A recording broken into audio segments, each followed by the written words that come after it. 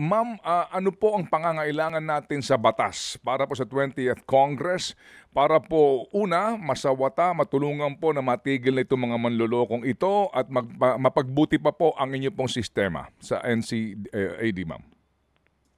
Ay, NCDA. Yun po, Mm.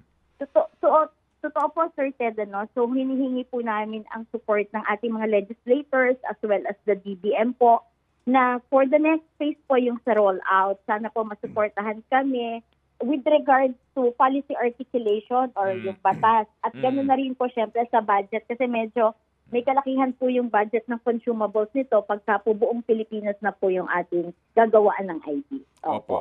At yung pong pagpapabuti sa batas para po doon sa mga namemeke, no? Yung pong pagpapabigat sa kaparusahan sa mga nagpapanggap po na PWD para lang humakaisa. Yes, sir. Oo, siguro mas mataas na penal provision para po doon sa mga nag-violate.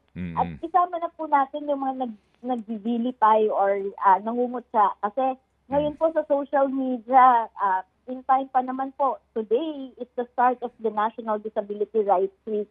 Sana po yung maging sensitive tayo na wag po nating i-bully